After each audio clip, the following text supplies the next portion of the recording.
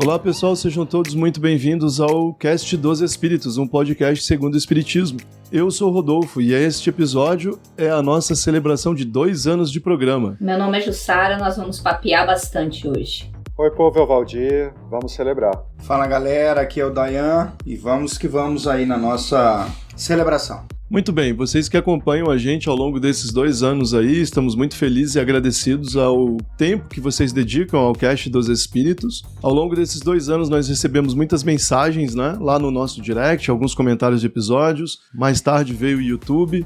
Ao longo desse episódio a gente vai conversar um pouquinho sobre como foi desenvolver o programa e como está sendo tocar o programa agora que a pandemia vai permitindo que a gente retorne às atividades como elas eram antigamente, né? Nós temos aqui um episódio diferente em que a gente vai comentar e responder perguntas que os nossos ouvintes enviaram. Nós reunimos essas perguntas num conjunto de temas e a gente vai falar hoje sobre a participação de vocês, que é sempre importante demais pra gente. Antes de começar com tudo, vale lembrar, não deixe de comentar o lançamento deste episódio lá na nossa página no Instagram, @o Cast dos Espíritos. Dá um pulo lá no nosso canal do YouTube, o Cast dos Espíritos. O nosso canal do YouTube está um pouquinho desorganizado, a gente precisa dar um jeito nas listas de episódios que estão lá. Alguns de vocês já chamaram a nossa atenção, a gente agradece muito por isso. Então, faça a sua inscrição no nosso canal, ativa lá o sininho, lembrete para receber o lançamento dos episódios novos em primeira mão, tá? Mas vamos direto para a nossa pauta, que hoje o nosso tempo vai ser gasto da melhor forma possível, na melhor interação que a gente puder fazer com os questionamentos que vocês enviaram.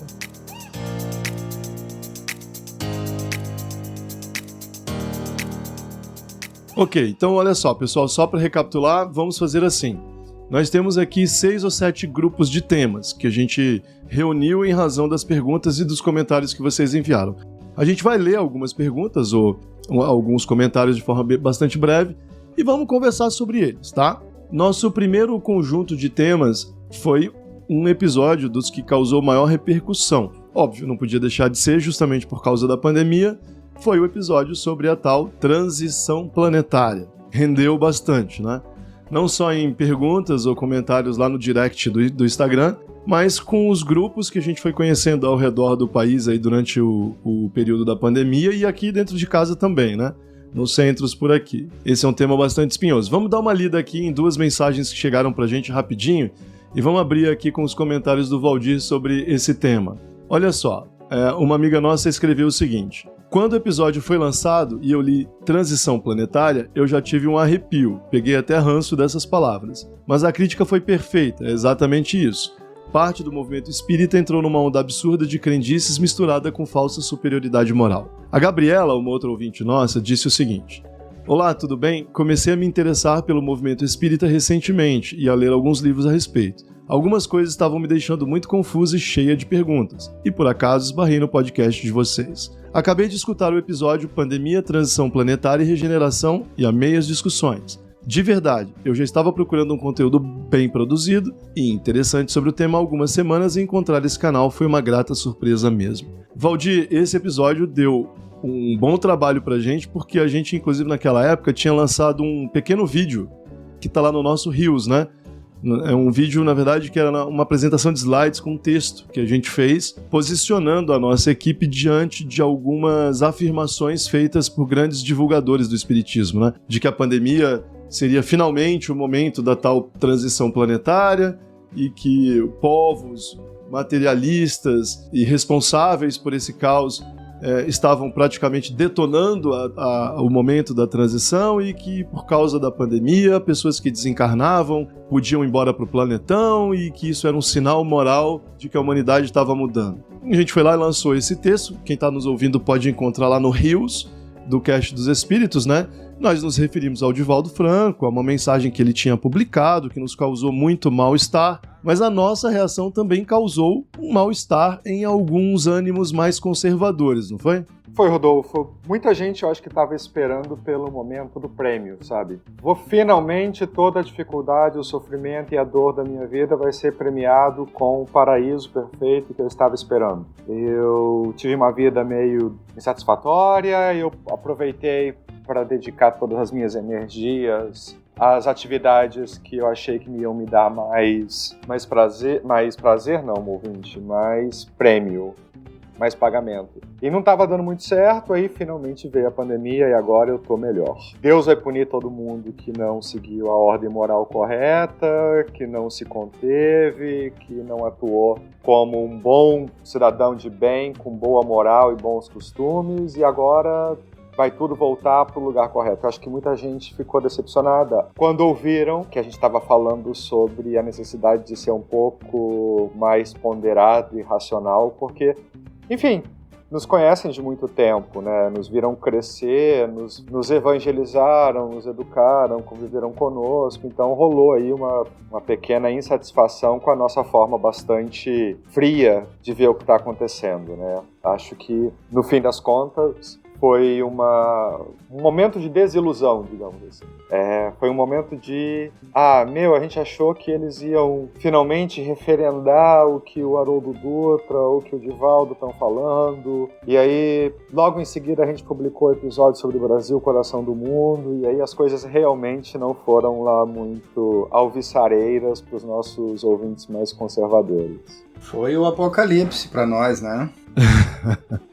Já não vai ser mais, assim, convite para palestra é uma coisa que já não vai ser, digamos assim, muito frequente, né? Eu confesso pro nosso ouvinte, pra nossa querida ouvinte que tá aí, né, pra Gabriela, que mandou a mensagem, Gabriela Almeida, e demais, né, foi muito difícil, assim, aquela mensagem do Divaldo, né, o Divaldo publicou uma mensagem, teoricamente atribuível ou atribuída a Bezerra de Menezes, né, e a gente tem um costume de ouvir essas mensagens, né, com aquela mente de aceitação. Sua cabeça tá acostumada a ouvir Divaldo, sei lá, Raul Teixeira, ou sei lá, um grande divulgador da doutrina, passando essas mensagens, a gente ouve só aquelas palavras mais afirmativas, né, assim, que são boas, né?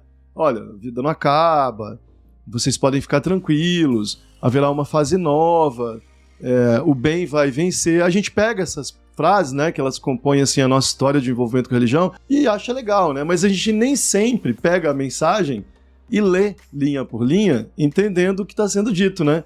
E essa mensagem em si, a gente faz referência a ela no vídeo, ela foi muito dura, né, cara? O Divaldo escreveu ali que os chineses eram pigmeus, né? Eu me lembro quando eu li, assim, eu fiquei assustadíssimo. Alguém me mandou a mensagem e eu falei, que é isso, né? E aí a acusação de que a pandemia tinha sido criada por guerra biológica, né? E que não sei quem ia acabar com o planeta, e que quem estava morrendo agora era um sinal de que havia problemas morais com essa pessoa, né? Todos aqueles são vícios antigos do espiritismo, né? Do espiritismo tradicional brasileiro, né? E aí a gente percebeu o quanto a gente se acostuma com lidar com isso sem apontar. E o que o nosso episódio fez foi, peraí, calma. Caso tenha sido o espírito Bezerra de Menezes que deu essa mensagem, ela tem um conteúdo moral positivo aqui e aqui ela não tem não, né? E isso é uma coisa rara no espiritismo tradicional. Que é de chegar e dizer, olha, isso aqui, não, isso aqui não é bom. E aí a gente resolveu gravar o episódio justamente para falar sobre alguns pontos que são absolutamente incoerentes com a proposta do espiritismo, né? E o apocalipsismo desses movimentos são movimentos apocalípticos, né? Movimentos tradicionais apocalípticos. Eles são incompatíveis, né, Valdir? Rodolfo, o que me surpreende, na verdade, é que uma boa parte dos espíritas conservadores que embarcaram nessa onda mais intensa acerca da transição se dizem grandes defensores de uma pureza doutrinária, um termo que causa algum arrepio, e que estão ali para defender as noções puras de Kardec sobre o espiritismo, sobre o que é certo, sobre o que é errado, enfim. E mesmo Kardec não tinha receios em dizer, olha, eu posso estar errado, né? Ou mesmo quando ele ouvia de alguém que ele respeitava uma informação nova, ele também usava lá o critério do vamos esperar e ter um pouco mais de bom senso, né? O ouvinte que quiser uma leitura sobre isso, na Revista Espírita de 1866, Kardec está comentando sobre o frisson que a publicação dos Evangelhos de Rostand causou na França, ou melhor, no movimento espiritualista francês no período. E ele está dizendo, olha, legal, o Sr. Rostand é um homem responsável, é um trabalhador antigo, nós lemos a obra, temos algumas considerações com as quais não concordamos, mas não dá para dizer por hora que isso está certo, que isso está errado. Não dá para defender uma ideia que é nova e que a universalidade dos espíritos ainda não provou. Há indícios, pelas reflexões que nós fazemos, que a tese tende a não estar correta, do corpo fluídico de Jesus, é uma coisa que apareceu no século XIX na França. Mas não, no Brasil, isso na verdade parece ser aquele problema que você comentou muitas vezes, da autoridade da revelação. Então, quando alguém muito antigo, muito querido, com quem as pessoas têm uma relação afetuosa de longa data, sai e lança uma bomba, como aquele texto do Divaldo foi, em certos aspectos, acerca do período de transição, todo mundo engole porque não é capaz de dar esse passo ao lado, esse passo para trás que o Kardec recomenda com tanta frequência, de, olha, vamos pensar sobre se isso aqui. E ainda que as informações fossem faticamente corretas e politicamente desvinculadas de qualquer viés. Não é o caso. A toda prova parece não ser. Não é. Né? Qual a utilidade de uma mensagem tão catastrófica e tão agressiva para a compreensão do fenômeno naquele instante? Dá like, aumenta a repercussão, aumenta Facebook, aumenta YouTube, mas não parece muito além disso. Hoje é bem puxado, né? Deixa eu dar um pitaco aqui. Você tocou num assunto importante. Eu lembro que quando eu recebi o texto, eu nem me toquei de quem que era. E eu fui dar uma lida, né, na mensagem e tal. E eu fui lendo devagarinho e tal. E eu fui ficando, na medida em que ia lendo, eu fui ficando horrorizado. Aí terminou o texto, eu falei, gente, que texto horroroso. Quem que escreveu isso aqui, bicho? Não, o texto é uma mensagem que o Divaldo, né, lançou. Aí eu falei, pô, Divaldo, mas essa mensagem aqui tá sinistra. Quem que foi o espírito? Bezerra de Menezes. Eu falei, não foi. Não é possível. Então, assim, quando você lê o texto, é exatamente esse meu ponto, se você for ler o texto antes, sem a influência de quem o escreveu, ou de quem, né, ou de cujo espírito teria vindo a manifestação, né, ou seja, liberto dessa questão da influência da autoridade do médium, né, ou da fama do médium, você fica mais neutro para fazer uma análise. Foi exatamente isso que eu li. Eu falei, cara, se eu soubesse antes que a mensagem era do Bezerra, né, que tinha vindo pelo Divaldo, talvez eu tivesse colocado um outro olhar, um olhar espírita, mais apaixonado, e não fosse tão crítico com o texto. E isso é ruim, isso realmente nos afeta. Então, como eu fiz uma leitura sem nem me tocar do que acontecia, né, eu fiquei indignado. Eu falei, não pode, isso aqui não tem a menor condição, gente. Lá vem aquela loucura, né? É bem isso que o Rodolfo falou mesmo, esse apocalipsismo nessas mensagens sem noção. Quem escreveu isso aqui? Aí é que veio as notícias ruins vieram depois, né? E eu pensei muito nisso. Eu falei, realmente, a gente precisa ter acesso aos textos, ter acesso às mensagens, aos livros e ler este negócio completamente desvinculado da autoridade, seja do médium que escreve, seja do espírito que está se comunicando, para a gente poder fazer um filtro melhor. Esse episódio, para mim, especificamente com relação a essa mensagem, deixou muito claro que é isso mesmo que a gente tem que fazer. Porque se você não sabe quem escreveu e você lê, você fica horrorizado. Fala, não, isso aqui, pelo amor de Deus, isso aqui tem que trancar na gaveta, não pode deixar ninguém nem ler. Dayan, isso é parte do nosso funcionamento. E aí, de novo, eu sou frequentemente um crítico do movimento espírita, né? A forma como o movimento espírita encara o espiritismo. Ele olha para um livro espírita como um judeu olha para a Torá, como um islâmico olha para o Corão.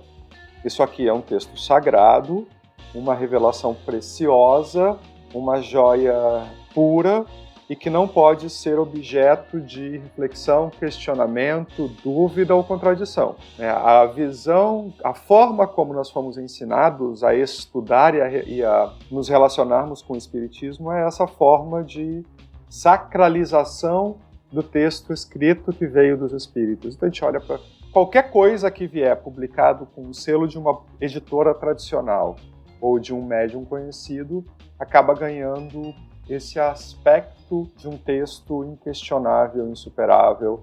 E, evidentemente, a gente adora, movimento espírita, criticar os nossos irmãos islâmicos desde a época do Kardec. O Kardec não perdia uma chance de descer a lenha no Islã, de chamá-los de semi-civilizados para baixo, E, na verdade, ele não tinha a menor ideia de que os espíritas iriam se relacionar com os textos espíritas de uma forma muito estreita, muito fechada, como uma boa parte dos extremistas do Islã. Dogmática e a crítica, né? Esse é o ponto, assim. Tanto que aí o que acontece? A pandemia veio, tá indo embora, pelo menos diminuindo o seu impacto, arrefecendo o seu impacto, graças ao avanço das campanhas de vacinação, né? Graças a uma solução científica que mudou a história da humanidade, né? Então, assim, que não é de hoje, né? Que vem se desenvolvendo, não foi graças ao fato de a gente confiar que Deus ia salvar a gente, né? Então, assim, os espíritas, infelizmente, os espíritas, em sua maioria, os espíritas tradicionais, né? Eles acabam se apegando a essas autoridades de uma forma igual, idêntica a todas as outras religiões dogmáticas que eles afirmam rejeitar. E esse foi o nosso apelo, né? Algumas pessoas falaram assim, cara, eu li o título e falei, lá vem vocês. Vocês também, né? Vocês também vão dizer que a pandemia é a transição. A gente botou esse título justamente para chamar atenção para isso, né? E a nossa resposta foi, não, pare de se importar com isso, né? Deixa isso para lá, pelo amor de Deus. Se cuide, quando puder, tome suas vacinas, o mundo vai continuar e isso não é um apocalipse, né? E a culpa não é dos chineses ou dos povos que não sei o que lá, né? Algumas pessoas mais próximas chegaram e pô, eu não esperava que vocês fossem atacar a pessoa tal, porque a pessoa tal, ela é boa. Olha, gente, assim, mais uma vez, né, a gente bateu nessa tecla várias vezes. Que bom que uma pessoa X ou Y de quem você gosta é uma pessoa boa. Que bom. Isso não significa que o que ela fala ou ensina é verdadeiro. Ponto. Esse é o ponto. Então, assim, lamento, né, a gente não tem o interesse de fazer nenhum tipo de ataque pessoal, né? Para não justamente entrar nessa ciranda de erros, mas a gente precisa sim analisar a mensagem e, se for o caso, apontar erros grotescos na mensagem e, pior, tendências, inclusive racistas, em algumas dessas mensagens, né? De preconceito muito forte. Nada disso me parece ter a ver com o mínimo de defesa do espiritismo. Com todo respeito, não me parece. Parece que a gente criou uma religião à parte. Uma coisa muito específica, né? E a gente então adora fulano e beltrano. Ah, porque fulano distribui tantas cestas básicas, porque fulano cuida de tantas crianças, né? Porque fulano... Beleza, que bom que fulano cuida de muitas crianças ou distribui muitas cestas básicas.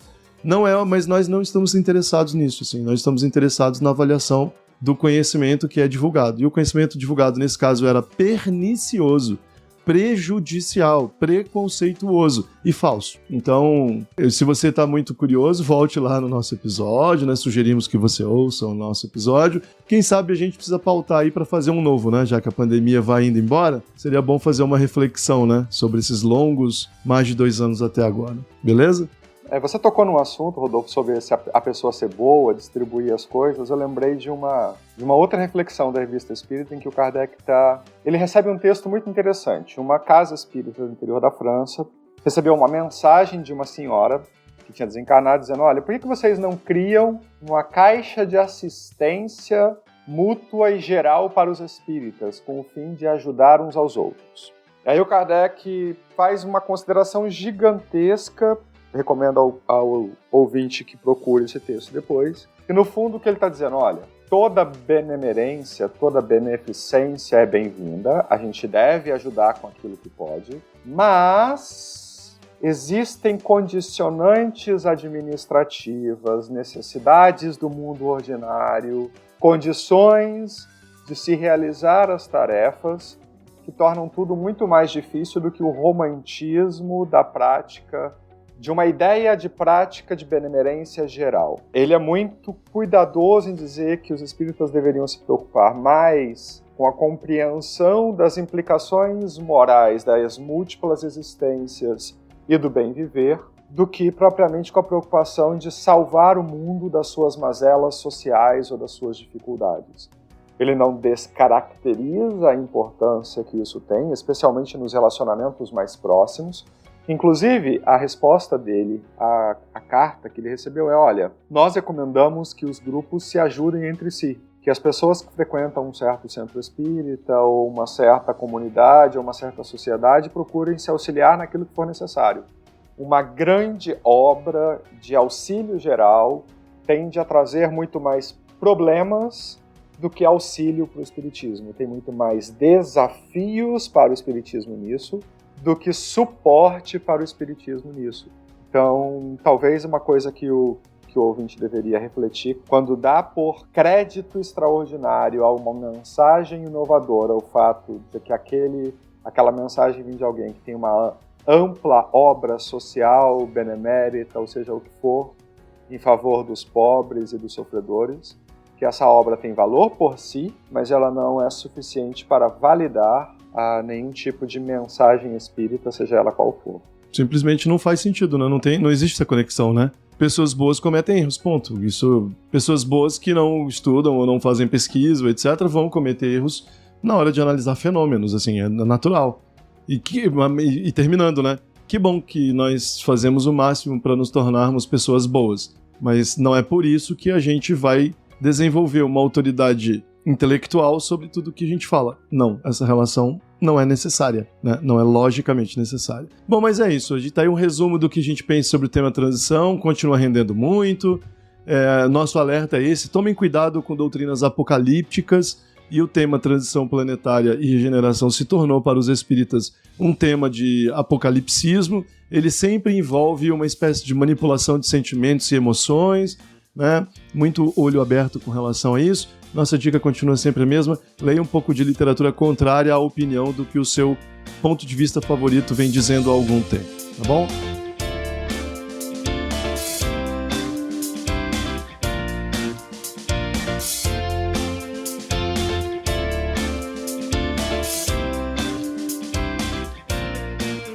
Vamos pular aqui de área e vamos passar agora para um outro tema que a gente repercutiu muitas vezes. Vamos ler aqui a mensagem de uma ouvinte, que é a Cibele. A Cibele diz o seguinte: olha, descobri recentemente o cast dos espíritos e já ouvi todos. Simplesmente maravilhoso. Tô doidinha para ir para a região norte e conhecer a casa de vocês. Por mais espíritas esclarecidos. Sugestão: que tal um curso de espiritismo? Serei a primeira inscrita. Dayan, você que é o responsável pelos estudos no SEAC aqui de Porto Velho, né? Vai ter um curso, os nossos ouvintes podem, digamos assim, ir preparando para, quem sabe, aparecer junto com a gente aí num curso virtual, quem sabe uma promessa. Mas tirando o problema da promessa, né? Falamos muitas vezes, né, que essa é uma solução antiga, proposta pelo espiritismo, né? Você acha que os espíritas têm estudado tanto quanto deveria? 2 anos ouvindo as reações e gravando, como é que você vê esse problema do estudo no espiritismo hoje em dia? Antes de mais nada, obrigado aí pela Cibele, pela mensagem, né? Eu fico imaginando como que a Cibele pensa que quando ela fala que gostaria de vir para a região norte para conhecer a casa de vocês. Eu imagino que não sejam as nossas casas, né? Mas a casa é espírita. Eu fico imaginando como que ela acha que é o SEAC, né? É uma casinha bem simples, né? Maravilhosa, se trabalhar, mas talvez o povo esteja achando que lá é uma biblioteca imensa, né? Uma extensão de um campus universitário. E é um centro bastante tradicional. Então venha para a região norte, mas para conhecer as outras coisas que tem aqui. Porque o nosso centro ele é bastante comum, bastante regular. Nós somos pessoas super comuns, que temos que acordar cedo e trabalhar, mas que gosta de ler um pouco. Já lemos um livro ou 2 e a gente gosta de discutir sobre isso, né? Agora, quanto ao questionamento em si, Rodolfo, não apenas a Cibele, mas outras pessoas aqui, colegas, né? Até porque a pandemia nos permitiu isso, já me questionaram. Por que vocês não fazem um curso X? Por que não fazem um curso Y? Bom, nós, de forma irrestrita, apoiamos o estudo. O espírita deve estudar. Já falamos isso em todos os episódios. Deve estudar primeiramente as obras básicas, e isso ele pode fazer em casa, né? Tem acesso aos livros, as versões inclusive em PDF, que são gratuitas, você pode baixar no site da FEB, inclusive, não há nenhum problema. Essa leitura, ela pode e deve ser, inclusive, individual, né? Esse é o primeiro passo. Mas existem muitas outras literaturas, outras obras estrangeiras e nacionais que podem, obviamente, auxiliar e vão enriquecer todo esse conteúdo. Eu acho importante, eu não diria um curso sobre espiritismo, né? Eu teria até uma dificuldade de formatar algo assim. Mas o Rodolfo, por exemplo, tem um livro específico sobre filosofia espírita, que nós poderíamos, inclusive, pensar em um curso a partir dessas informações primárias que ele já trouxe. Eu acho muito legal. Mas num primeiro momento, respondendo até o Rodolfo, eu creio que nós não teríamos assim uma condição de preparar dentro da casa, porque nós teríamos que ter vários, não divulgadores, né, mas vários professores, vários expositores para poder dar conta desse trabalho. Então nós devemos retomar o trabalho, né, o bem tradicional ESD, já na casa espírita. Mas essa é uma questão que deve ser pensada, porque hoje a gente não precisa mais ou não tem mais por que ficar restrito ao nosso pequeno universo, da nossa casa espírita onde nós trabalhamos. Então é um grupo muito pequeno que tem acesso a esse contato conosco e com outras pessoas que lá trabalham, que tem uma visão bem progressista e mais crítica do espiritismo. Acho que valeria realmente a pena pensar e levar isso adiante. Quem quer, né, ter acesso a essa informação, a teria de um modo bastante prático, e a interação é a mais importante, né? Isso nos daria acesso também a pessoas que têm uma visão diferente da nossa, e seria muito legal, obviamente, poder discutir isso com os demais, né? Sempre alguém tem uma visão que ou pode observar algo que nós perdemos. Então, nesse contato, para quem é professor ou teve a experiência de lecionar, isso é extremamente importante. Você forma a sua visão, mas você traz um conteúdo, e quando discute com outras pessoas, alguém, mas eu pensei também nisso aqui, quer dizer, é um outro olhar que pode enriquecer muito, então isso seria muito bacana. Mas infelizmente não temos assim nada, eu não gosto de fazer promessas, né, porque haveria de se comprometer aí com os nossos ouvintes, então não poderia ser leviano dessa forma. Mas sim, seria alguma coisa interessante, seria muito bacana e há de se pensar, né? Então logo nós tenhamos realmente mais condição, uma estrutura, seria bem bacana fazer isso, mas não está no horizonte próximo para fazê-lo, pelo menos não no meu horizonte. Por enquanto não. Ju, você tem mestrado em filosofia e a gente não para de debater o tempo todo, pressupostos do espiritismo, né? Eu e a Ju estudamos juntos, né? Em Campinas, a gente fez o mestrado lá na PUC de Campinas em filosofia. E a gente discute o tempo todo pressupostos, né? Da doutrina. Só que aí quando a gente viaja pro dia a dia, né? Pro espiritismo contemporâneo, hoje, né, Jussara? A gente consegue enxergar com muita clareza por que é que o espiritismo, como é praticado no dia a dia, está um pouco longe de dar espaço tanto para a filosofia quanto para a própria ciência, como a gente ainda vai discutir nesse episódio, né? O que seria o mínimo para a gente ter? Vamos responder a nossa ouvinte do seguinte modo. Tá, tudo bem, se a gente não vai criar um curso agora para que eles possam, a gente pode estar juntos, o que você diria que seria o mínimo para nossa querida Cibele, né? Cibele, olha só, pega aí o Livro dos Espíritos, né? Começa você mesma, um estudo por você mesma, que é muito importante, né? Mas dá uma olhada nisso ou naquilo também para que você possa fazer esse estudo de uma forma crítica, né? Para não fazer ele só como suporte emocional para as dificuldades que todo mundo tem, mas para fazer ele com um pouco mais de segurança e vendo outros lados e tal. O estudo é importante, a gente sempre fala, mas estudar o quê, Jussara, né? É uma dúvida que muita gente mandou pra gente, né? Que livro eu leio pra fazer contraponto? Ou é um livro, ou é mais uma abordagem, ou é mais uma postura, entendeu? O que você diria pra ela? Eu acho que, na verdade, é uma postura. Uma postura na qual você vai olhar para tudo que está escrito nos textos espíritas e submeter ao crivo da dúvida. Eu, pelo menos, faço isso. Submeto ao crivo da dúvida e depois tento dialogar com uma questão lógica e racional. Seria possível, analisando essa afirmação enquanto hipótese, seria válido que a resposta é válida, ou pelo menos minimamente lógica e racional, que a resposta que os espíritos deram, ou que Kardec trouxe, ela pode ser aceita minimamente, razoavelmente? Eu acho que a postura tem que ser essa, começar por aí, né? E tentando sempre observar também os pontos nos quais o espiritismo coloca suas bases em comparação também com outras religiões. Porque outras religiões também trazem respostas extremamente esclarecedoras e racionais. E é se perguntar por que não? Por que a resposta que o espiritismo está trazendo me parece melhor, ou mais razoável, ou mais racional? Isso é por conta de uma motivação mais íntima, um sentimento, ou porque de fato ela, dentro de tudo que a gente consegue observar, ela de fato tem essa premissa mais clara e mais lógica. Então, mais do que indicar algum livro, eu acho que eu teria uma postura, né? Uma postura tipicamente filosófica, né? de investigação crítica e, de certa forma, dúvida, né?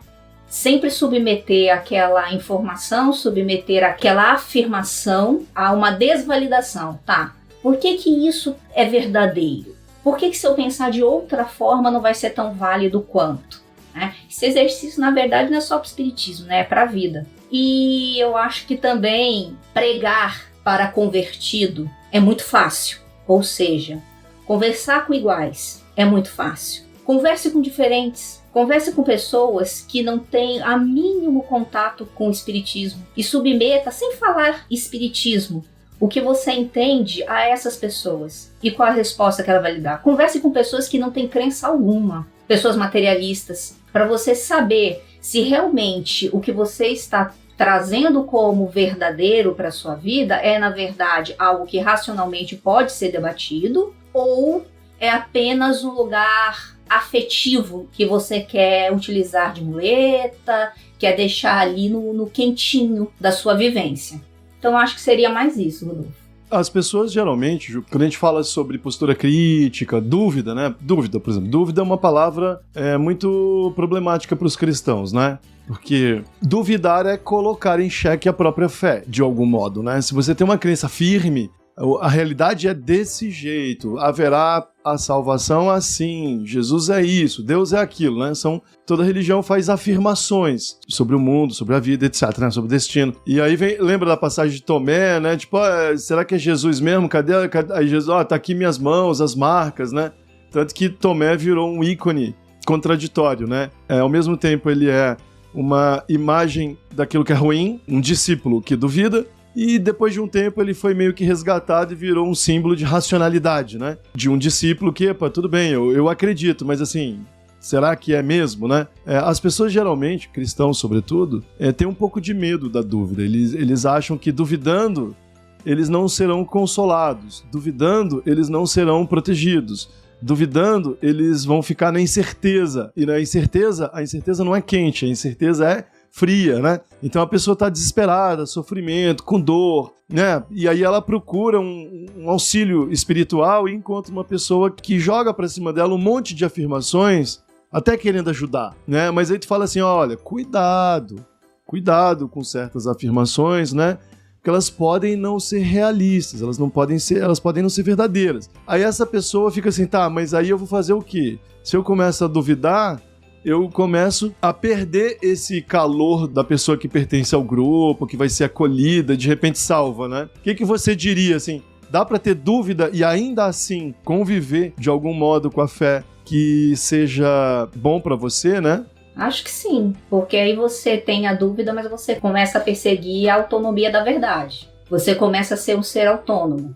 Na verdade, a religiosidade, a gente tem duas formas, né? Ela se baseia na comunidade, de fato, o ser religioso, ele não está só, mas essa construção da religiosidade, ela é uma construção muito íntima e pessoal. Por mais que as pessoas digam, olha, você tem que seguir um caminho específico em que toda a comunidade vai estar lá, essa busca, pelo menos para mim, é uma busca muito particular e pessoal, que obviamente ela vai ter que se basear em determinados pressupostos e que cada religião vai dar. Só que quando a gente conversa sobre espiritismo, é um pouco complicado isso, porque o espiritismo ele tem desde a sua origem essa pecha, essa vontade de ser diferenciado, né?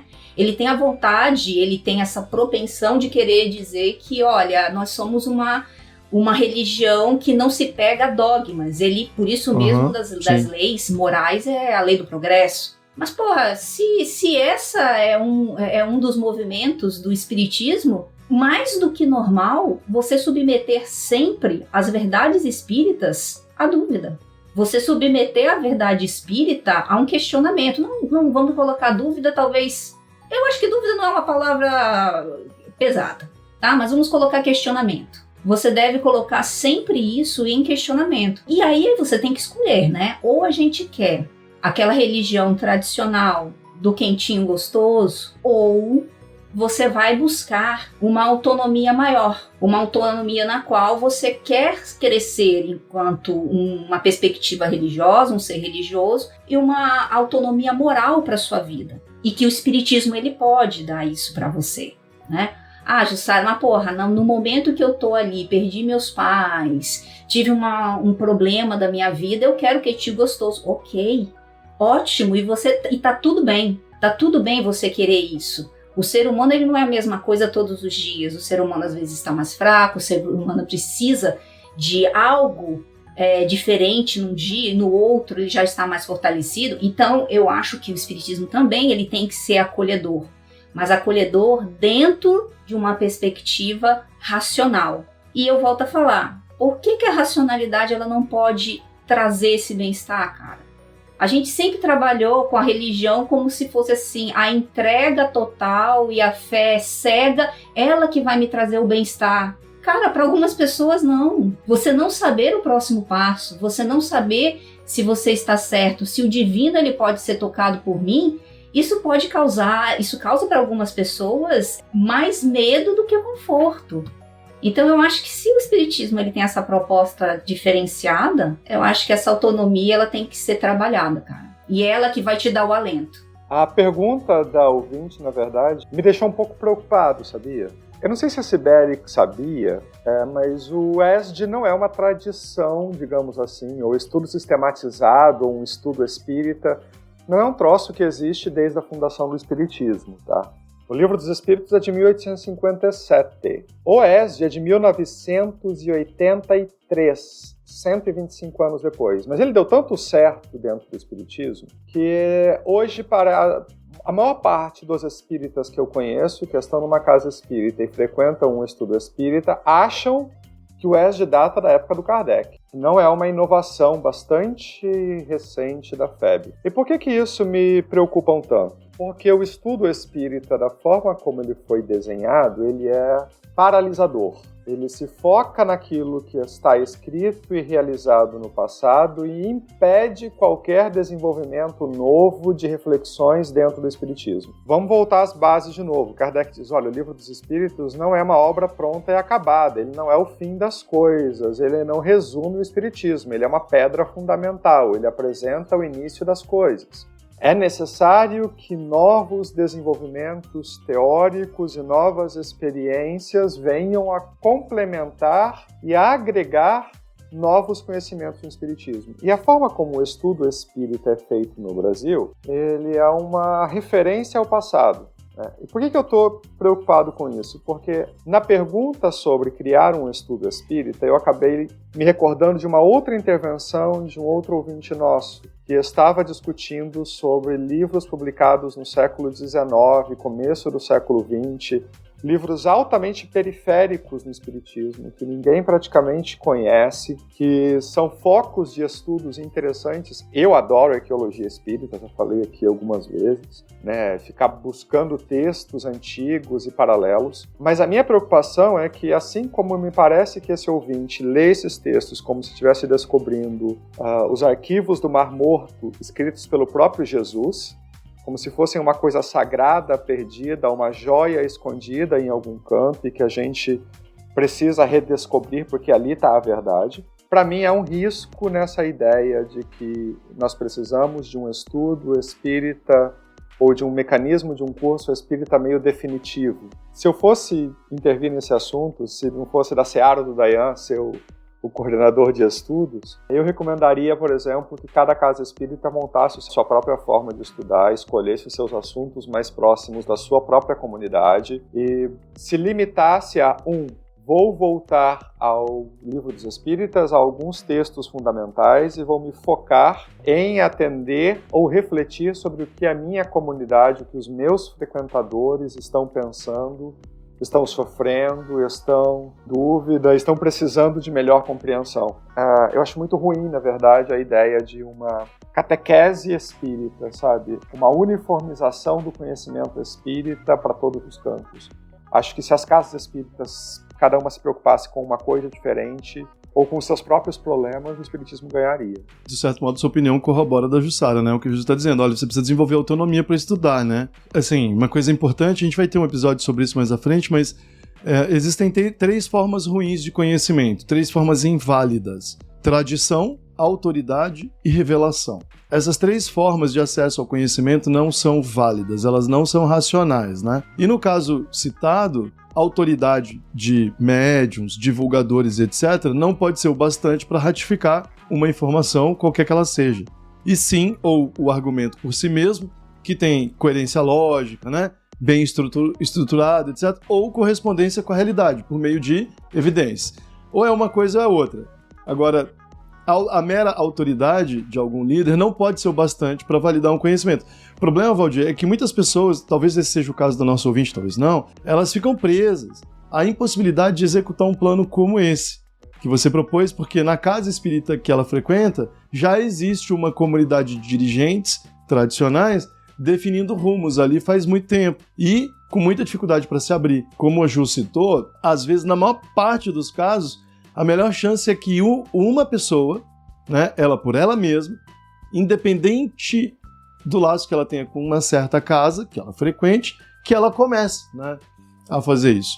Acho que a opinião de vocês dois é incrível, mas a realidade sociológica que a gente vive hoje é, cara, eu quero ir à casa, eu quero ir ao centro, acho importante, eu tenho um trabalho lá, ou eu gosto da atmosfera, tenho acesso ao atendimento espiritual, etc. Mas quando a gente vai abrir o bico para falar de qualquer coisa que não seja o dogma da casa, a casa não permite. A casa cai. A casa cai. E aí eu entendo ela dizer assim, cara, eu queria estar com vocês, né? Legal, você tá dizendo assim, não, minha querida, não queira a gente, né? Tipo, abra o livro aí você mesma, começa você, né? Olha pela sua janela, para sua realidade, né? Comece a duvidar um pouco do que te ensinaram até agora e tente abrir a cabeça para que você consiga ser a fonte da própria inspiração, né, Ju? Mas eu acho que também existe essa questão válida e até uma sugestão também pro Dayan. Hoje a gente tem mecanismos para poder também fazer, não necessariamente um curso, né? Uhum. Mas você pode ter uma leitura em comunidade. Isso. Okay. Na qual você vai... E eu, inclusive, adoro isso. Tem pessoas, tem professores que eu me matriculo para, vamos assim dizer, cursos rápidos de livro específico. Eu quero ler o livro tal. Eu sei que uma pessoa que ela já é estudiosa sobre o assunto, ela vai fazer a leitura daquele livro, veja, é um livro só. Vai, através daquela leitura crítica, junto com uma comunidade que vai estar com ela, ali, a comunidade é quem? Sou eu e são outras pessoas que se inscreveram ali nesse curso que é de um mês. E aí a gente vai trabalhar criticamente aquele livro. E ali é um espaço para diálogo. Eu acho que isso é algo que pode ser viável de se fazer e até mesmo para você não se sentir tão sozinha ou sozinho, ouvinte. Tá?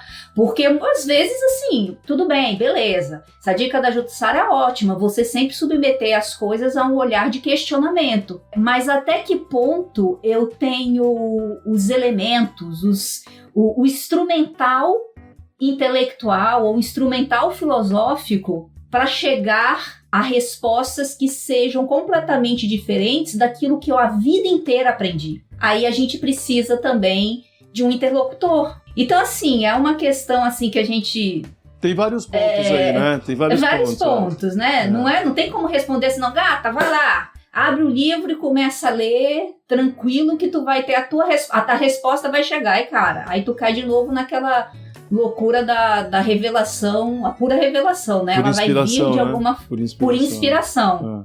Enfim. Não, eu acho válido. O Valdir Fica me parece... a dica aí, viu? O Valdir me parece certo. Recebida. O medo é absolutamente fundamentado, né, Valdir? Porque o que aconteceu até agora, né, com o espiritismo no Brasil, dá quase sempre na institucionalização dogmática de uma forma específica de ver as coisas. Assim, esse é praticamente, em 99% dos casos, o resultado. Então, para evitar isso e para que você não cresça achando que o conhecimento é isso, você precisa dar alguns passos para o lado, né? Às vezes até voltar e recomeçar o caminho de outro jeito. Agora, a Ju chama a atenção para um ponto importante, claro, sim, é sempre o melhor, mas ter convívio com pessoas que consigam ajudar a gente a fazer esse caminho seria bom também. Você encontra suporte, você encontra outras mentes, né? Então, eu acho que a gente não tem aqui uma contradição, a gente tem uma resposta que se complementa. E aí fica o alerta. Algumas casas espíritas durante a pandemia começaram a fazer isso, Valdir. Fazer esse estudo mais em forma de roda de conversa do que em forma professoral, anos 1932, sabe? Semana passada, lá no SEAC, o Tomás, o meu filho, tem 12 anos, né? Ele voltou do centro e falou, nossa, pai, eu adorei. Porque a gente conversou bastante. Né? É o jeito que o Emanuel, nosso amigo, tá dando estudos lá pra turma da idade dele, né? Nós conversamos um monte. Fulano disse isso, fulano disse aquilo, e eu tava sentindo falta de conversar, né? Porque depois da pandemia ele não tinha voltado ainda, né? E aí, antes da pandemia, ele tinha 9 para 10 anos. Ele tem 12 para 13. Então ele tá assim, sentamos ali, cada um falou uma coisa, eu comecei a discutir com o pessoal e gostei muito. Quero voltar, sabe? Então assim, a gente não foi educado assim. A gente foi educado no centro, você usou até o termo, né, Valdir, mais cedo. Evangelizado, a gente foi evangelizado. Senta aí na sua cadeira, olha pra mim aqui que eu vou te dizer o que é o certo e o que é o errado, né?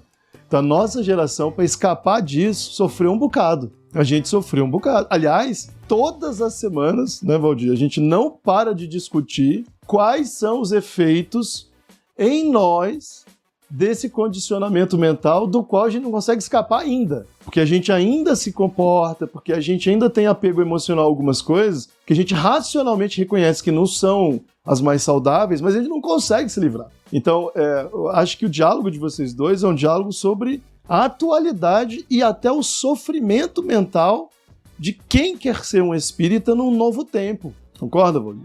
Concordo, Rodolfo. Acho que a ideia de que nós precisamos ser uniformizados é, de novo, parte de uma intromissão desnecessária do modo de viver católico dentro do Espiritismo. Nós não precisamos de uma autorização para pensar o Espiritismo, para praticar o Espiritismo numa certa direção. Nós não temos uma arquidiocese ou um bispado ou um arquibispado para dizer para a gente que o Espiritismo é assim ou é assado. Então, no momento em que nós nos reunimos comunitariamente, eu gostei muito da ideia da Jussara, da lembrança da Jussara, na verdade, de que é possível se reunir em pequenos grupos para um assunto específico que te interessa e depois deixar aquelas pessoas migrar para um outro pequeno assunto. Num certo sentido, dá até para, com alguma boa vontade, imaginar que uma boa parte dessa profusão de cursos online espíritas com 12, 18 prestações que a gente vê na internet poderiam ser um embrião disso, ainda talvez um pouco mal formados, mas talvez um embrião disso, de pessoas que têm interesses específicos, que conhecem parcialmente algum assunto espírita, se reunindo para estudar em conjunto. O problema é que ali as pessoas não vão formar um conhecimento por si, né? Não vão expor a sua reflexão sobre o espiritismo e como essa vivência espírita e a sua própria vida encontram um ponto de contato, mas estão ali para ouvir a verdade revelada de um grande Senhor que trouxe para eles um pedacinho do céu. Né? Minha crítica, então, na verdade não é minha crítica, né, mas a minha preocupação em relação a um pedido de curso espírita é que eu acho que isso é uma portinha aberta para um caminho muito perigoso, que é a ideia de uma uniformização de conhecimento ou de imposição de uma verdade revelada por um grande Senhor. Vocês estavam falando aí, deixa eu me meter aqui. Eu lembrei duas situações que eu me ressenti muito dentro dos centros com relação aos estudos. Na nossa formação, lá no Bezerra, a gente começa, via de regra, indo para as palestras. E mesmo que você entre ou entrasse no ESD, no caso nosso era a mocidade, né? Aquilo era para estudar e conhecer o espiritismo. Mas as palestras, aquela frequência, o que dava para entender é que não era. Falei, então peraí, se eu vou para um centro espírita na quarta-feira, eu vou ouvir palestras. Essas palestras não me ensinam o que é o espiritismo? Não ensinavam, mas já seria um primeiro ponto. Eu falei, mas por que não fala do livro dos espíritos aqui? Por que não fala do livro dos médiuns daqui? Por que não tem outros temas? Era só o evangelho. E essa, nas casas que eu fui, não só no estado, mas fora do estado, essa é a regra. Por exemplo, porque as pessoas vêm, normalmente até não espíritas, é a maioria, então eles vêm em busca de consolo e tal. E por isso só, ou basicamente, eram tratados temas assim, do evangelho, seriam consoladores. Mas dentro da casa espírita, já nesse primeiro contato, a pessoa não faz a menor ideia do que é o espiritismo. É muito fragmentário, é muito ruim isso, eu penso, para quem frequenta a primeira vez, eu falo por mim. Porque aquilo lá trazia uma informação pela metade sobre vários assuntos. No final do dia, eu não tinha aprendido nada sobre espiritismo. Por isso que eu fui ler. O primeiro livro que eu li foi o Livro dos Espíritos. Do começo ao fim, à noite. Chegava da escola e ia ler, que eu achava bacana aquilo. Perguntas e respostas. Quem é curioso, de repente uma pergunta que eu quero tá ali no meio. Um outro ponto que me incomodava é que mesmo fazendo o ESG, eu lia em Kardec, que a gente tinha que questionar as coisas, que tinha que duvidar, inclusive, das coisas que os espíritos colocavam. Quantas vezes vocês ouviram isso dentro do centro espírita? Que a gente tinha que ser crítico, que a gente podia questionar as mensagens dos espíritos. Eu nunca ouvi. Até hoje, eu nunca ouvi. Mas eu falo isso para as pessoas. Por que você curte o espiritismo? Né? Você foi criado dentro da igreja católica, mas você é espírita por quê? Falou, porque lá ninguém enche o meu saco quando eu critico. É uma mentira, né? Porque quando a gente começou a criticar publicamente... Não, o problema é esse daí, ó. Quando a gente começou a criticar... Enquanto eu criticava dentro da minha casa, isso aqui eu acho muito errado, isso aqui eu acho horroroso, isso aqui não bate. Mas quando a gente começou a externar isso, né? Nós somos repreendidos, nós somos recriminados. Mas não tá em Kardec? A gente não aprende essas coisas dentro do centro, né? Eu acho que é bem isso que o Valdir tá falando. Se a gente fica nessa base do curso, do ensinamento que tem ali, talvez a gente fique fechado demais. E não é isso que tem. Uma colega conversando com ela me falou, inclusive, que no centro que ela frequentava, eles não recomendavam ler as obras básicas. Olha o nível da coisa. Isso em São Paulo. Como assim? Isso em São Paulo. Em São Paulo. Vocês estudam o que, então? Não, a gente estuda os resumos que eles colocam. As aportilas. Olha as o nível do centro. As aportilas. Olha o nível da distorção do negócio, né? Então eu já achei bacana, e aí eu vou até fazer um merchan aqui pro Rodolfo, que nesse ano eu tava olhando as palestras, né? E as coisas estão diversificadas. Eu já peguei 2 palestras para fazer no centro que eram sobre mediunidade. E ainda perguntando o povo, né? Vocês já viram e já ouviram esse tipo de coisa dentro do centro? Quer dizer, é uma mística, né? Mediunidade, um negócio bacana que tem no espiritismo. Mas o que é isso? Como é que funciona? E nós incorporamos um SEAC nas palestras. Eu acho corretíssimo isso. Corretíssimo. Porque a pessoa também precisa se instruir nessa frequência. Ela não pode ir ao ESD. Mas isso não quer dizer que ela não possa receber uma carga de informação, né, que possa trazer a ela, falou, cara, isso está acontecendo com fulano, isso está acontecendo com o cicrano, com o meu vizinho, comigo, então eu preciso estudar mais e melhor isso. Eu talvez não consiga ir ao ESD, mas tem o livro dos médiuns, então é isso aqui que eu vou pegar e dar uma lida para saber o que está acontecendo. Essa informação tem que ser dada dentro do centro. Outra, o povo vai para a palestra, ouve a palestra e eles vão para onde? Para a sala de passe tomar passe. Eles nunca ouviram uma palestra do que é o passe. Na minha vida inteira, dentro do centro, eu nunca assisti uma palestra que é o passe. Quando eu quis saber realmente o que era o passe, eu tive que fazer um curso de passe. Não pode!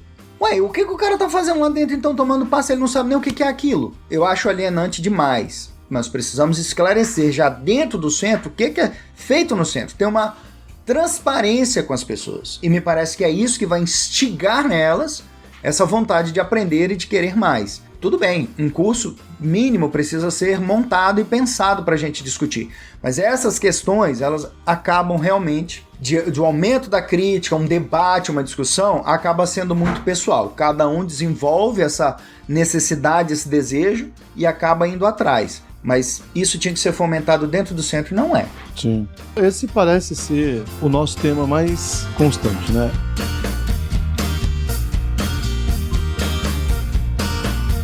A identidade do nosso grupo, ela acabou sendo construída. Nós somos, como o pessoal já sabe, nós somos amigos de longa data, nós fundamos um centro há quase 10 anos. Nós temos outros amigos que não estão aqui e que compõem nossas equipes de trabalho e círculo de amizades há muito tempo, né? Mas nós 4 acabamos criando uma identidade que é a do programa, né? E essa identidade, que foi sendo criada ao longo do tempo, ela acabou sendo fortemente caracterizada pela defesa de um estudo crítico e que amplie as nossas perspectivas como instrumento, inclusive, de libertação da pessoa, né? Porque o espiritismo, como nós o conhecemos, é sim uma religião tradicional e, em muitos aspectos, do pior tipo, né?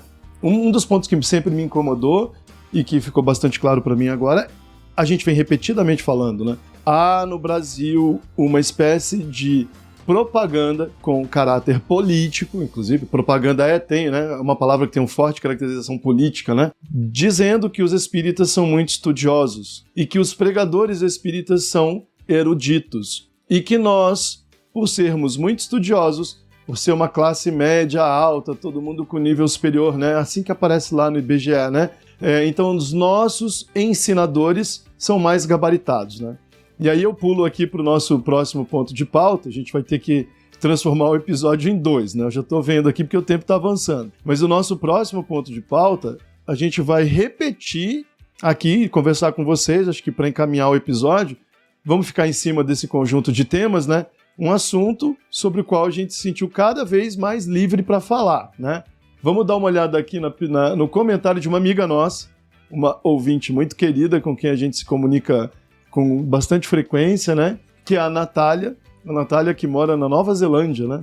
Nós somos um dos podcasts de religião e espiritualidade mais ouvidos na Nova Zelândia, muito graças à nossa querida Natália, né? Ela mandou uma mensagem pra gente, entre as muitas mensagens que ela mandou e que a gente já conversou algumas vezes, ela mandou essa aqui que eu separei para encadear, falando sobre filosofia. Ela me fez uma pergunta, ela falou assim, olha, exatamente o que a Sara estava dizendo, né? Tá, então eu tô querendo estudar e tô indo atrás. Tô fazendo o meu esforço aqui. A Natália tem uma vida bastante corrida, né? Filho pequeno para cuidar, muitos problemas em casa, como algumas pessoas durante a pandemia e também enfrentando muitos desafios, né? Cara, eu tô fazendo o que eu posso aqui, tô indo atrás. Tô me esforçando então para seguir esse conselho aí. E ela me perguntou assim, olha, Rodolfo, o Olavo de Carvalho é filósofo, né? Eu digo reconhecido oficialmente no meio. Ela cita um outro professor e diz, olha, esse professor está lançando uma faculdade de filosofia, um professor chamado Ítalo Marcilli. E ele anunciou que algumas obras do Olavo de Carvalho serão estudadas lá. Eu não sou muito atualizada com relação a isso, mas eu fiquei surpreso, eu queria que você me ajudasse, né? Essa foi a pergunta dela. E eu respondi lá no direct, né? Bati um papo com ela. Então eu vou dar aqui a minha resposta sobre esse tema pela Natália. Eu vou aproveitar, Natália, o Olavo de Carvalho e vou incluir na resposta alguns dos pregadores espíritas sobre quem a gente falou ao longo desses 2 anos, porque para mim eles têm um papel muito parecido. Rodolfo, você está dizendo que o Olavo de Carvalho e o Haroldo Dutra são parecidos? Tô. Então, deixa eu explicar por quê, né? Como eu expliquei para a Natália, o Olavo de Carvalho não é reconhecido no universo científico da filosofia, né? A gente chama ele de meio acadêmico, né? Mas no universo de produção de conhecimento em filosofia ele não é reconhecido. E o principal motivo para isso é o seguinte, para a pessoa ser um intelectual reconhecido, para ela ser reconhecida como cientista, não basta que ela tenha conhecimento. Muita gente estuda muito, tem muito conhecimento sobre um certo tema. Talvez na sua família você tenha uma tia, né? Talvez sua mãe, ou aquele tio que aparece uma vez por ano e todo mundo senta em volta dele. Antigamente, com muito menos acesso, a gente diria, olha, eu tenho um tio que decorou enciclopédia, né? Ou eu lembro que o meu avô lia o Almanaque Abril, lembra? Não sei se vocês lembram do Almanaque Abril, né? Era muito pouco acesso ao conhecimento, a gente vê numa ditadura. Então tinha lá o Almanaque Abril, eu me lembro do meu avô lendo o Almanaque Abril, que parecia uma lista de telefone, né? Mas hoje em dia, com uma facilidade maior, a gente pode estudar mais coisas e é muito comum que algumas pessoas acabem adquirindo muito conhecimento, como informação. Não é isso, contudo, que serve de critério para a gente reconhecer essa pessoa como um cientista ou como um intelectual da área. O que faz com que a gente reconheça uma pessoa como um verdadeiro cientista é o fato de ele, além de estudar muito, pesquisar e etc., conviver com a circulação da informação. Produzir informação, colocar para circular e receber dos seus pares, de pessoas que estudam aquele tema também, críticas constantes que vão fazer com que a informação que ele pensa ser verdadeira ou correta seja melhorada, aperfeiçoada. Então não basta você saber muito, você tem que saber muito e dialogar constantemente com outras pessoas que não gostam de você, né? Que são contrárias a você e que se posicionam com o que você ensina de uma forma que a única preocupação seja a de melhorar o conhecimento e não a de fortalecer a identidade ou o apego emocional ou a posição daquela pessoa. Olavo de Carvalho, portanto, não é um filósofo, nunca foi, porque ele sempre se negou a fazer isso. Ele não foi rejeitado pela academia. A academia não é só a USP e a Unicamp. A academia é qualquer instituição produtora de conhecimento que se abre para a circulação da informação e para essa dialética, né, de afirmação e negação em nome de alcançar o conhecimento mais próximo do que seria a verdade. Então, o Olavo de Carvalho é um guru, ele é o oposto disso, ele era um guru. Tanto que ele foi muito cedo, ele correu dos corredores das universidades para a internet, ele chegou muito cedo na internet. Muito cedo, ele foi um dos primeiros a ter curso em sites, por exemplo. Né? Eu me lembro, Ju, de ter esbarrado no Olavo de Carvalho no início dos anos 2000. Inclusive, meu orientador de doutorado, eu me lembro de a gente fazer um abaixo-assinado, porque o Olavo tinha escrito um texto em sei lá que jornal acusando meu orientador de ser terrorista e não sei o que lá, né? E isso em 2002, né? Então o Olavo tá aí faz tempo, ele já era um guru perdido nas dobras obscuras da internet há muito tempo. E o que fez com que ele se tornasse uma pessoa culturalmente importante, quer dizer, ele teve uma importância cultural. Qual foi a importância cultural? De ter funcionado como um guru, inclusive um guru religioso. Não, ele era da filosofia, não, ele não era. A filosofia não é assim. A filosofia é conhecimento que se abre para o diálogo e a refutação, a crítica, etc. O Olavo de Carvalho não era isso. Ele era um guru, ele era o velho da montanha, né? Então ele criou uma horda de seguidores, cuja única finalidade era reafirmar as crenças vendidas por ele, e não a de questionar, criticar, melhorar, aperfeiçoar. Então, o Olavo de Carvalho é o exemplo do que não se deve fazer para saber o que é a filosofia. No Espiritismo, especificamente, algo assim também se desenvolveu, sobretudo nos últimos 20 anos. Por causa dessa onda, né? A internet permitiu tu comprar livro, tu acessar mais informações, e aí foram surgindo, isso não existia em 1980, eu era bem pequeno, mas nos últimos 20 anos isso explodiu, né? Olha, tem um cara aqui, ele é juiz de direito, mas ele é muito estudioso, ele sabe línguas, ele estudou línguas antigas. Ah, é? Onde? Não, ele é autodidata. Onde que ele fez mestrado e doutorado? Não, ele na verdade é um cara assim, que passa a noite estudando e que lê muitos livros, e você precisa ouvi-lo falar, porque ouvir ele falar é muito bom. Por quê? Cara, porque ele fala bem, porque ele tem uma boa retórica, ele te envolve, e ele te passa um conhecimento ali que você entende, e aí você fica pensando naquilo. E eu fiquei sabendo que recentemente ele viajou para Israel ou para o Egito e comprou um caminhão de livros, porque esses livros... Então, tá vendo? Todo esse conjunto vai dar no Olavo de Carvalho. Essa pessoa que diz pesquisar muito, nunca conversa com pesquisadores da mesma área. Essa pessoa que diz pesquisar muito, nunca publica o resultado do seu conhecimento para outros pesquisadores aparecerem e dizerem: não, isso aqui não está certo. Essa pessoa se auto-intitula um erudito. E eruditos não são cientistas. Gurus não são cientistas.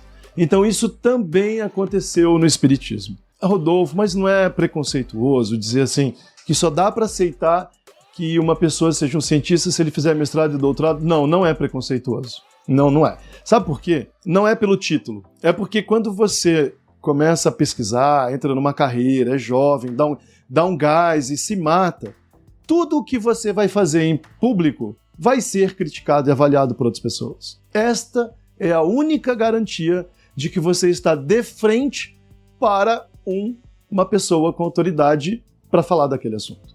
Uma autoridade real, que nasce do conhecimento, e não do falar bem, né, de fortalecer tuas crenças, etc. Então, eu vou passar a bola para vocês, para a gente encaminhar o episódio discutindo um pouco isso, mas eu gostaria de lembrar o seguinte, no caso do Haroldo e vários outros, é porque eu não perco muito do meu tempo mais, né? Eu tropecei nesse Haroldo Dutra, já foi um desgosto para mim saber da importância que era atribuída a ele, né? Mas veja o caso, por exemplo, entra aí no YouTube, eu nem devia recomendar isso, entra no YouTube e pega uma palestra do Haroldo Dutra falando dos evangelhos. Cara, se você quer saber algo sobre os evangelhos, né? Se você quer saber algo histórico sobre os evangelhos, procura um professor de história. Vai lá no canal do professor André Chevitarese, né? Que tem crescido muito no Instagram. Ele é um especialista sobre os evangelhos, na universidade. Ele é um cara que tá dando cursos, que tá falando pra muita gente agora de um jeito legal. Ele sabe. O Haroldo não sabe. Porque o que o Haroldo sabe, ele sabe pra ele. Entendeu?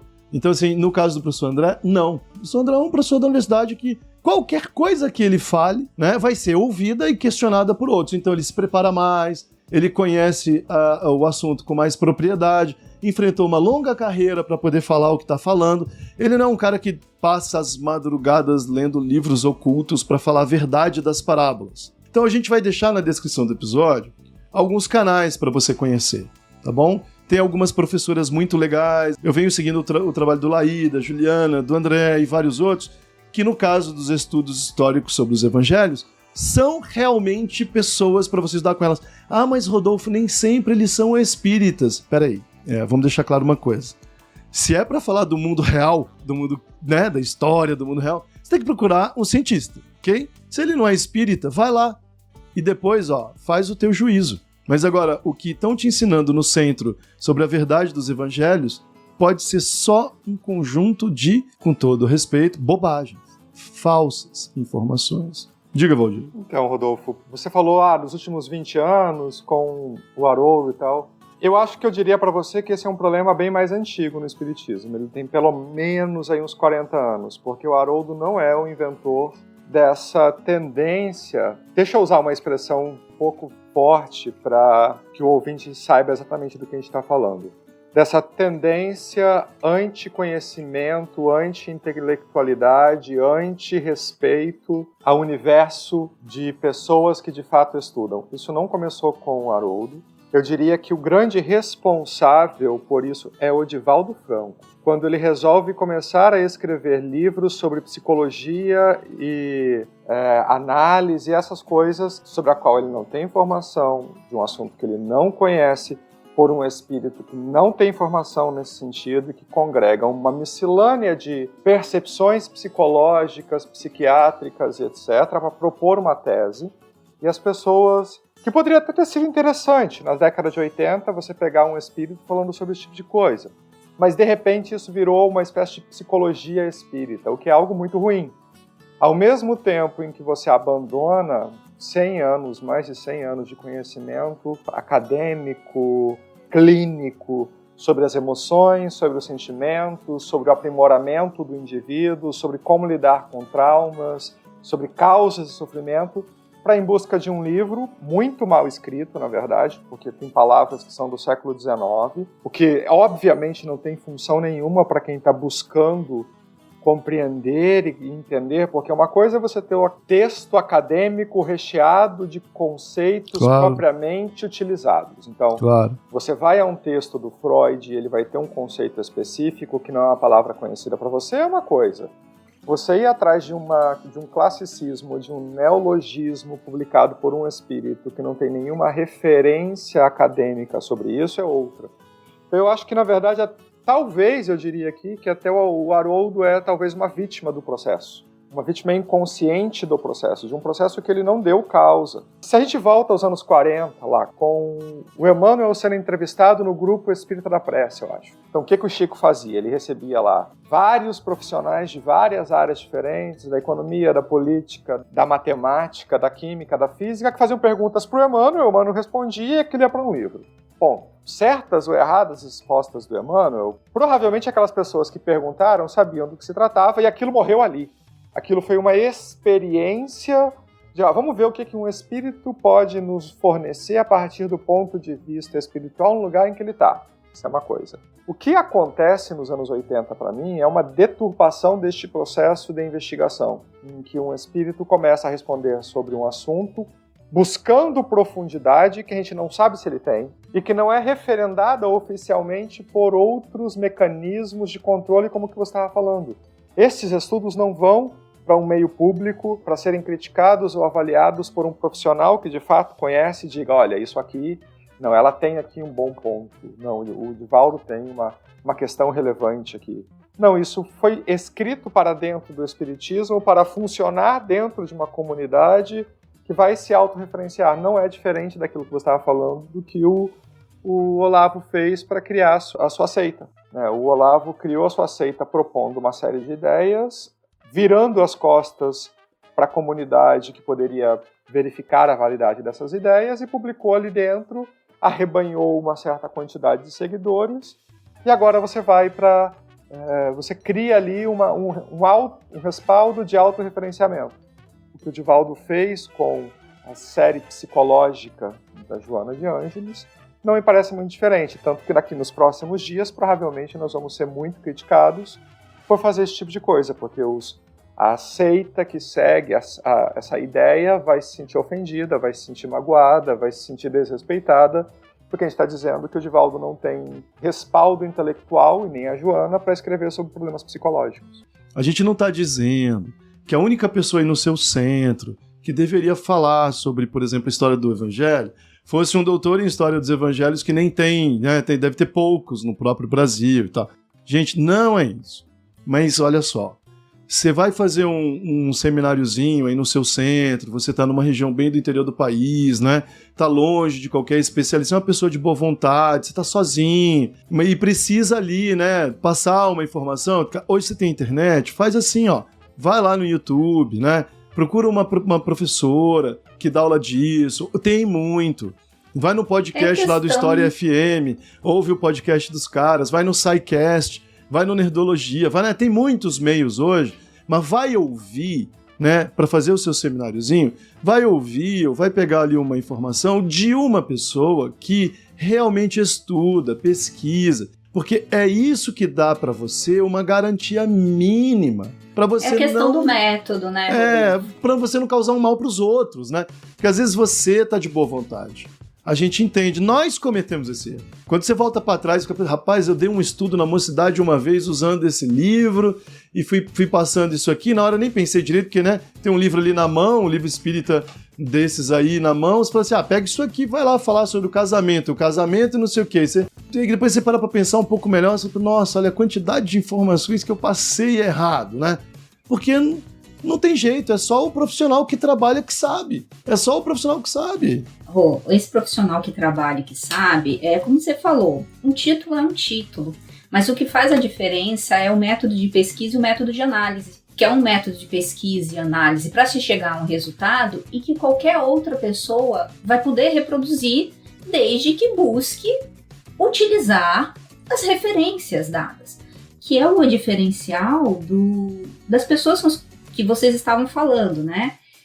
Eu acho que talvez o Olavo ele não possa ser colocado no mesmo bolo dos demais, porque eu acho o Olavo genial, porque ele, na verdade, ele sabia exatamente o que ele estava fazendo. Ele era um grande catalisador de desejos, de ódios, de vaidades, de ignorância. Ele era esse catalisador, né? E ele só fazia o quê? Reproduzia, dizendo para as pessoas exatamente aquilo que elas querem ouvir, o que elas queriam ouvir. Todas aquelas decepções, as vaidades, e sem análise nenhuma, né? Sem método nenhum. Por isso, a desnecessidade, na verdade não era nem desnecessidade, ele sabia que não poderia entrar em embate com ninguém fora da sua seita, fora do seu grupo, porque ele tinha a exata percepção de como o que ele dizia, por não ter método de pesquisa, método de análise, poderia ser confrontada. E para ele, estava nem aí, porque não era esse o objetivo dele. O objetivo dele é continuar fomentando a ideia que os outros têm, na verdade não ideias, né? Sentimentos, emoções, né? Emoções, através de palavras, e é tão interessante isso, porque isso sempre aconteceu, né? Mas com ele ficou ainda muito mais claro a forma como eles mudavam, inclusive, sentido de palavras. Né? Você tem palavras que o conceito é X e simplesmente, não, agora comunismo é 2X. Era uma coisa completamente diferente do que a realidade impunha, entendeu? Eu acredito que os outros, vamos dizer assim, na verdade, os propagadores espíritas que também são catalisadores não de ideias, mas de sentimentos, e sentimentos deturpados, muitas vezes, de decepções, de vaidades, de ódios, de frustrações, talvez eles não tenham essa consciência que o Olavo tinha. Eles surfaram na onda, né? Surfaram na onda. Eles surfaram na onda e eu acho bem mais perigoso, né? Porque quem sabe das suas limitações tem medo. E eles não. Eles não têm medo, porque eles são deuses. Sim. Eles são a voz, eles são o oráculo, eles estão dizendo o que os outros precisam ouvir, entendeu? Então, eles são, para mim, são mais perigosos, porque não existe ali a possibilidade do medo. Quando a verdade ela é absoluta e ela é inquestionável, você não tem medo de mais nada, entendeu? Então, por isso que eu acho um pouco mais perigoso. Do que o cara que é o picareta profissional. O caso, não, eu vou dar aqui um golpe, mas eu sei que eu tô errado, mas eu vou aqui fazer a minha picaretagem consciente disso. Né? Então, assim, e a gente tem que ter muito cuidado, né? Ajudou a criar uma nova indústria, né? Eu tenho chamado isso de indústria cultural do espiritismo, sim. Você não vai ter congresso espírita da FEB sobre evangelhos com o Haroldo Dutra na mesa e o André Chivitares na mesma mesa para fazer contraponto. Não tem contraponto. No espiritismo não tem contraponto, assim, né? No espiritismo, vamos lá, dos meios oficiais, dos órgãos de representação maiores, né? Que ocupam as principais posições diante da sociedade brasileira, por exemplo, né? Não vai ter ali um evento em que um tá de um lado falando a favor, o outro tá falando contra. O que você faz é juntar um time de reforço de crenças, né? E esse time de reforço de crenças está ali para cuidar, para cumprir um papel dogmático religioso de arrebanhar e manter o rebanho unido. Não tem esse outro lado racional, não sei o quê. Este é um ponto muito forte que os nossos ouvintes precisam refletir. A cultura de erudição e conhecimento no espiritismo tradicional é uma farsa. Gente, se vocês forem a uma igreja evangélica batista, uma igreja evangélica adventista, presbiteriana, num domingo, para assistir uma reunião lá sobre a Bíblia, o reverendo estudou aquele negócio em uma universidade, com outras pessoas, ele está ligado. Existe uma produção de conhecimento na área de teologia ou história da religião nessas igrejas que é incrível. E esses caras, menos mulheres, mas sempre tem mulheres também em algumas dessas instituições, eles estiveram em ambientes onde havia uma circulação bastante razoável de conhecimento. Estavam nas universidades, né? Estavam em universidades laicas. Eu tive um colega no mestrado que era adventista, ele estava fazendo mestrado em filosofia na mesma turma que a gente. Então, toda vez que ele abria a boca para fazer uma defesa de alguma coisa que era mais teológica, o professor, professor, então, né? Você está errado, porque historicamente falando isso não é assim. Ele, não é. Aí o cara tava lá, abrindo os livros, né? Pô, então a igreja ensina uma coisa, a história ensina outra. E aí o que você vai fazer agora? Então essa pessoa tá mais preparada. No caso do espiritismo, quantas vezes você esteve num evento sobre psicologia em que a pessoa que estava apresentando o tema era uma professora, doutora em psicologia em uma universidade laica, que tem o compromisso de falar sobre aquilo para uma plateia que não quer só reforçar uma crença, mas quer aprender de verdade. E aprender às vezes dói. Quantas vezes nesse mesmo evento aí do seu congresso espírita estadual, estava na mesa lá um doutor em história que não é religioso, falando de pesquisa empírica e dizendo, olha, desculpa, mas os evangelhos, essa citação que vocês estão usando tanto para reforçar a autoridade do espiritismo, ela é uma interpolação, ela foi inventada depois, isso daí não tem indício de ser verdadeiro, entendeu? Você não põe essa pessoa lá porque você fica com medo de os jovens, né? Sempre uma coisa assim de proteger a mente dos jovens. Eles vão sair com dúvida e dúvida não é bom, entendeu? Então assim, eu espero que o nosso grupo tenha conseguido e esteja conseguindo. Nosso episódio está sendo mais longo hoje, a gente chegou quase na metade da pauta, né? Vamos ter que marcar a segunda metade. Eu espero que a gente tenha conseguido, viu, Dayan? Pelo menos chamar um pouco de atenção para isso. E a gente não fez isso para provocar ninguém. A gente também está falando para a gente, porque nós estamos também passando por reformulações. Nós estamos também discutindo o que a gente pode fazer de melhor, o que a gente pode aprender e depois mudar uma prática no centro para não ficar reforçando esse viés. Então, tá aí um ponto fundamental, acho que é muito importante voltar a falar disso sempre. Vamos deixar na descrição do episódio alguns canais com acesso gratuito a boa informação sobre temas que estão sempre repercutindo no espiritismo, de profissionais com uma formação mais adequada para que você possa tirar suas dúvidas e conhecer um pouco melhor esses temas. Beleza, Dayan? Beleza, eu acho ótimo. Maravilha. Então a gente vai ficar por aqui hoje. Acho que a gente conversou bastante. A ideia é fazer um episódio com mais bate-papo, para deixar inclusive nossos ouvintes mais confortáveis acompanhando nossa conversa, enquanto faz caminhada, enquanto lava a louça, enquanto arruma a casa. E tem sido um prazer enorme compartilhar com vocês o tempo e algumas expectativas. A única promessa que a gente vai fazer é de voltar a ter mais regularidade na gravação, né? A gente tem que lançar no mínimo um episódio por mês e os episódios de filosofia precisam voltar também, que o pessoal tá me cobrando e esperando.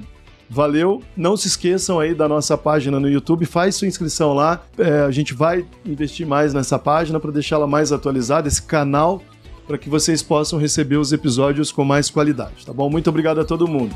Ok, beijo, gente, bye bye. Valeu, galera, até o próximo então, hein? Tchau, galera, grande abraço, nos vemos na próxima. Tchau, tchau.